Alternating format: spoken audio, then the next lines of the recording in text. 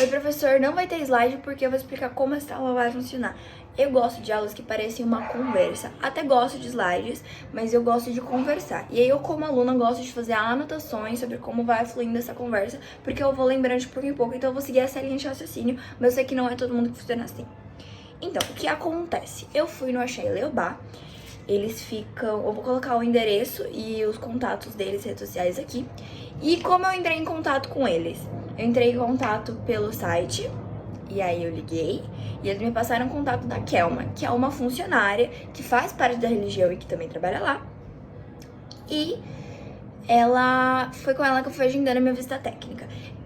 Como ponto turístico, muitos pesquisadores, tanto de fora do país, quanto do país mesmo, vão lá para saber tanto sobre a religião, tanto sobre o centro, e ela focou um pouco mais na parte do turismo, para conhecer também essa religião que é presente aqui no Brasil, porque o candomblé é uma religião africana, que veio trazida para cá principalmente por conta dos escravos, tanto que a Umbanda é uma derivação do candomblé, e muitos dizem que a Umbanda é uma religião brasileira, por mais que ela tenha a matriz africana, por conta do candomblé, mas ela se mistura muito também com a católica. Muitos santos da católica se assimilam com orixás da candomblé.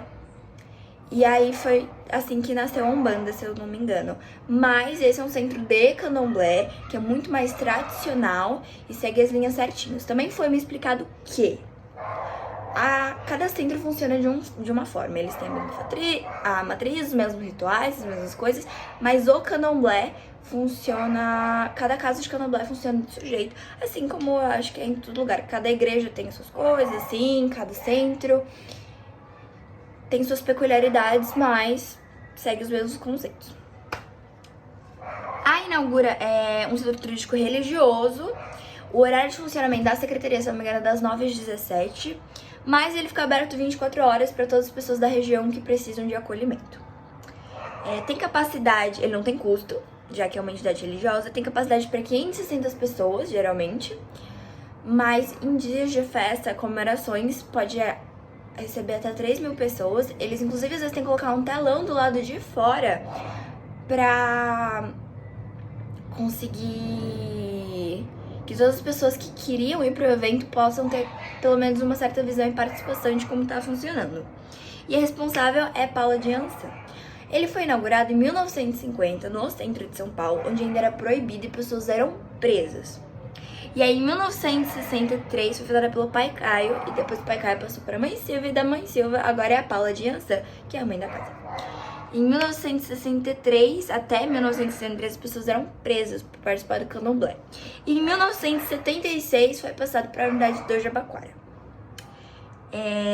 Tiveram mudanças, né? Porque eles começaram em 1950, então é uma casa que tá lá há muito, muito tempo. Mesmo que não seja exatamente no Jabaquara, ainda assim, desde 1950, eles têm muita história para contar.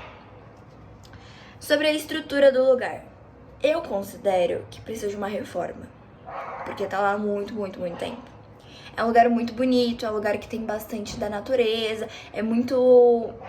Assim, cada coisa tem o seu devido lugar, óbvio. Dá pra ver lá que cada coisa tem o seu devido lugar, cada cantinho, pra cada orixá. E eles sabem o que é, eles te explicam muito certinho.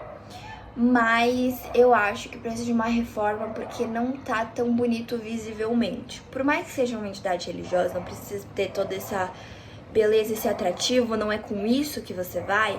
Eu acho que a estrutura mesmo do lugar precisa pintar umas paredes, passar um pouquinho de argamassa. E eles estavam no processo de limpeza, de limpar o lugar, porque é um lugar muito grande, é um lugar que a maior parte das áreas fica a céu aberto. Então, obviamente, vai precisar de uma limpeza constante. Alguém varrendo, tem muitos cachorros lá, então tem sempre fezes espalhadas. Mas isso eu vi deles e sempre que acontece eles estão lá limpando constantemente. São várias pessoas que trabalham lá. E eu cheguei cedo, eu cheguei de manhã, eles iam fazer, não sei se um ritual, mas alguma coisa depois, no final na tarde. Então precisou ser um pouco rapidinho, mas foi super bem explicado. E eu vi eles limpando, eles passando assim. Então acho que nisso a organização deles é muito boa. Só acho que precisava de uma reforma assim, limpar bonitinho, passar uma tinta. Mas como não é o foco do setor, é o atrativo de beleza, é uma estrutura, tem que ser bonita, não sei o quê. Vai mais por religiosidade, um pouco da história do lugar. Então, não acho que é um ponto que implica tanto. Os serviços. Na questão de acessibilidade. Eu conversei com eles, eu falei com eles, e eles me falaram que eles não têm rampas e tem lugares que pessoas com cadeira de rodas não conseguem subir. Mas tanto pessoas com cadeira de rodas, quanto pessoas que têm problemas visuais, pessoas cegas, eles auxiliam pessoas de cadeira de rodas, eles até pegam e levam assim. Mas eu acho que às vezes a pessoa pode se sentir desconfortável com isso, tipo, dela mesma não poder se locomover. Em questão de idiomas, o inglês, o francês e o espanhol tem pessoas da casa que falam, então se vai pessoas lá com vista técnica ou alguém que é estrangeiro pode ir lá, também pode receber essa acessibilidade, conseguir conversar e conseguir entender um pouco. Não vai ser tanto quanto o português, mas ainda assim é bom saber que pelo menos inglês, francês e espanhol consegue desenvolver um pouco, entender um pouco da história do lugar, que é um pouco sobre a cultura do Brasil também, já que o Candomblé foi trazido pra cá justamente por causa da história de Portugal com o Brasil. Não tem tantas placas, tem placas explicando a história do lugar, mas não tem placas de sinalização. Então a sinalização toda é feita pelos funcionários, mas eles são extremamente atenciosos, eles vão com você o caminho inteiro, então eles não deixam você se perder. Então, acho que seria legal ter umas placas falando, assim, nos lugares pra ir, mas muitos lugares são restritos e você só consegue ir se você for fazer uma visita técnica ou se você fizer perto da casa. Então, acho que nesse quesito também não é tão pontuada, não precisa ser tão pontuado. Como funciona lá em dias de festas, em dia que você vai receber um passe? É por senha, então você vai lá, você retira a sua senha e começa às 18 horas. Lá tem búzios e você recebe passe, assim, tal, eles só tem uma limpeza, mas você, para pessoas que têm casos mais sérios, eles te chamam, eles sabem, né, te chamam, você vai lá e tal, e aí eles fazem o que tem que fazer, mas eles geralmente sabem, assim, geralmente são muito raros esses casos. E como já dito assim, orixá não fala, então ele não vai falar com você, ele vai só te limpar e você vai sair. Porque na Umbanda, as pessoas estão acostumadas com a Umbanda ou com o kardecismo, que você fala, mas porque não é o orixá que tá lá. O orixá não fala, e se ele fala é só em Yorubá. Inclusive, o pessoal do Candomblé fala Yorubá. Em todos os rituais, tudo, eles falam em Yorubá, e não em português. O público-alvo. O público-alvo são as pessoas que querem conhecer tanto a cultura que foi trazida para o Brasil por meio dos escravos, pela história, tanto para saber a história do centro e um pouco da religião. Pode ser criança, pode ser adulto, pode ser jovem adulto, idoso. Eu acho que atingem tudo isso, porque tanto crianças, não crianças tão pequenas assim, mas para saber um pouco da história do nosso país, de como isso veio para cá, de uma religião diferente, de uma matriz diferente, como que funciona, por que funciona. A faixa etária, como eu falei, são todas as idades, gêneros todos. E a motivação é religiosidade, história e cultura. Então é saber sobre tudo isso, como tudo isso funciona. Os pontos positivos. Não tem custo, o custo vai ser só dependendo da sua localidade, como você vai fazer pra chegar lá. Mas tem uma sinalização muito boa. Assim que você chega no ponto de ônibus, você já vê uma placa enorme e sinalizando pra lá. Não tem campainha. Então eu precisei mandar uma mensagem pra ela sair lá fora. Mas como eu tinha a hora marcada, então ela foi super receptiva. Na hora que eu mandei, ela já me respondeu e eu fui lá.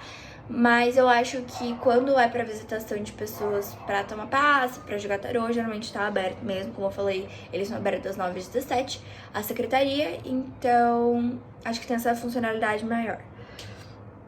A localização é boa, não acho uma localização ruim, como eu falei, é perto da estação, perto de ônibus. Eu acho que poderia ser mais próximo da estação, porque você tem que pegar um ônibus pra chegar lá. Mas como eu falei, também não é tão longe, é uns 5 minutinhos, então é rapidinho. O atendimento deles, eles são super atenciosos, como eu falei, das 9 às 17. E as minhas considerações finais, eu vou deixando as fotinhos aqui de como é o lugar. Eu já deixei algumas também de como é o lugar, eles me explicaram tudo bonitinho. Eu não vou falar tanto assim da história do local, que eu acho que isso é mais pra quem fizer a visita técnica, mas eu vou deixar os PDFs todos aqui contando um pouco. sobre como funciona, sobre o pai da casa, sobre a mãe da casa, sobre como tudo foi acontecendo, porque eu acho que isso acontece quando você vai lá e vai visitar. E como eu fui pra analisar tudo isso, eu não vou falar muito sobre. Eu vou falar mais sobre o local e como funciona tudo isso de você sair daqui e ir pra lá, e como se eu estivesse indicando mesmo como ponto turístico. Que eu acho que a parte legal é você ir lá e você conhecer. Então, análise sobre atividade geral. Eu gostei muito, foi muita coincidência eu ser da Umbanda e ir para um centro de candomblé, tanto que foi por isso que eu nem troquei o lugar, porque eu achei muito interessante conhecer um pouco de onde veio tudo isso. É algo muito legal, não só porque eu sou da Umbanda, mas saber um pouco da história dessa parte do Brasil, ver as diferenças, porque a gente tá muito fixado tanto com a Igreja Católica, quanto as evangélicas, quanto o cristianismo, né? Então, ver essas diferenças e ver as raízes do Brasil. Porque, querendo ou não, isso aqui era dos indígenas. É dos indígenas. E os portugueses vieram pra cá e trouxeram os escravos.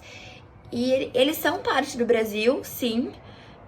Tanto que na religião mesmo, quando eu converso com os pretos velhos, eles falam que muitos deles foram escravos que foram trazidos pro Brasil. Isso é deles também, porque eles foram trazidos à força pra cá. Então agora também é deles, eles fazem parte dessa história.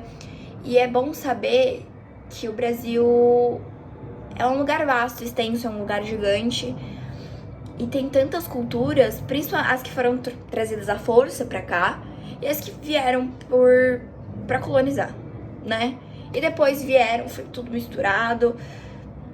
Então é bom saber, porque por mais que não seja raiz, como os indígenas, isso aconteceu há tanto tempo e fez parte do crescimento do Brasil, pro Brasil ser quem ele é hoje, né? Mais da metade da população brasileira é composta por negros, e essa parte dos negros veio trazido da África, né? Dos descendentes africanos, e precisa ser contada, precisa ser falada também. É algo muito importante, principalmente para quebrar esse preconceito que a gente tem. Tem coisas na matriz africana que eu não concordo, por exemplo, aquilo de usar sangue animal, às vezes em alguns rituais, algumas coisas, eu não concordo. Inclusive na Umbanda tem também, mas os centros que eu frequento, alguns fazem, mas eu não gosto, eu não concordo, dessa parte eu não participo.